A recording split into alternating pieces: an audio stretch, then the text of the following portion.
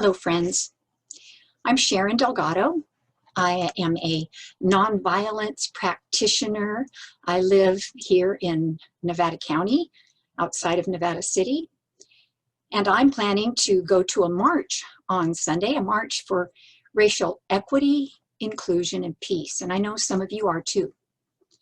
And because that march is a form of nonviolent direct action, I want to talk about it. I want to talk about why I think it's important for me to go and why I think it's important for us to have this march. There are some people who are arguing against it, and we had to talk about it. Different people had different ideas, including the idea that it's dangerous, so we really shouldn't do it. And I can't argue with that. We know that marches in this time can be dangerous. And so it is, that is a possibility that we could face danger. Although the people who are organizing this march, we're doing as much as we can to create a safe space for people to come out and express their First Amendment rights. Some people are saying that it would be divisive, that it'll just inflame people's anger and increase the tensions in our community. That could be true, but the way it looks to me is that it will highlight the divisions, but it will also enable us to highlight what it is that we want and to demonstrate what it is that we are wanting as far as inclusivity and equity and peace. Some people are saying that it would be better for people to just continue studying and talking these things over and reading and learning. Some say that we should be reaching out to the people who assaulted peaceful marchers on August 9th and see what's happening in their hearts, try to reach out to them. Some are saying that we need to work on our own inner peace so that we can spread peace as we go through our lives. And of course, all those things are true. All those things are true. But, and the fact is that nonviolent direct action and the whole theory of nonviolence is very much involved in changing people's hearts, especially changing our own hearts so that we can be peaceful people and promote peace and live peace. But it's not the only thing that nonviolent direct action and nonviolence is about, because we also need to change the system, the racist system that is so deep in this country and in many places. We need to not just find out why people are so angry and hurting, because we already know that hurt people tend to hurt people unless there's some healing and reconciliation. So that's a big part of it. And yet we also need to work on changing policies, public policies, and working on changing hearts and working on changing policies. They go together. They have to go together. I want to say these words from Martin Luther King Jr., who talked about the role of nonviolent direct action. Of course, we know there has to be negotiation. That's part of what we're trying to do to bring about the inclusive and equitable and peaceful society that we want to see.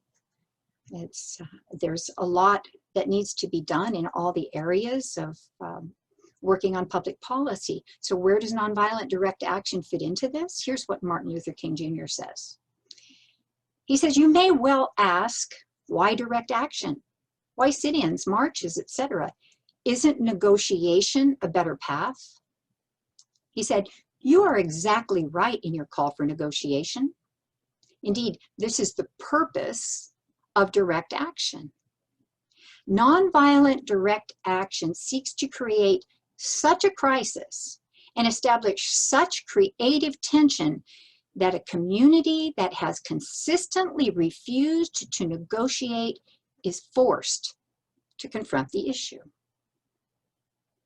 It seeks so to dramatize the issue that it can no longer be ignored. Mohandas Gandhi led the struggle against the British occupation of India, and he, during that nonviolent struggle, was determined that the British would leave India not as enemies, but as friends. And he felt that he had realized that goal. Why? Because the foundation of nonviolent direct action is love. Another quote from Martin Luther King Jr. He said, "Love is the refusal to defeat any individual. When you rise to the level of love, of its great beauty and power, you seek only to defeat evil systems. Individuals who happen to be caught up in that system, you love, but you seek to defeat the system." In nonviolent direct action, changing hearts and changing public policy go together. In recent months, there have been violent disruptions of marches of peaceful protesters by white nationalists who call themselves patriots. In some of our Northern California rural communities, smaller towns, Rockland, Auburn, Placerville, and yes, Nevada City. Is this going to happen on Sunday at Sunday's March? I hope not. We have taken precautions as best we can. We've been really practicing nonviolence, and we saw a peaceful vigil just a week ago, beautiful vigil. But we heard the other night the President of the United States tell the Proud Boys to stand back and stand by, but not to stand down. And this threat is not going away. That's why we need to be prepared with all the nonviolent tools at our disposal, especially as we approach this critical election. Why do we need to take to the streets? Why do we need to practice nonviolent direct action? Because we don't yet know how far down we can go as a community, as a nation, as a world, in the direction of fascism, of social, economic, and environmental collapse. We just don't know. And at this time, it is critical that we stand with our Black, Indigenous people of color, our BIPOC friends, our neighbors, our sisters, our brothers, our grandparents, our parents and children, all of us together in solidarity, so that the words of Martin Niemöller that he warned during the time of Nazi Germany, and that he wrote because it was a reality. He wrote, "First they came for the socialists, and I did not speak out because I was not a socialist. Then they came for the trade unionists, and I did not speak out because I was not a trade unionist. Then they came for the Jews, and I did not speak out because I was not a Jew. Then they came for me, and there was no one left to speak for me."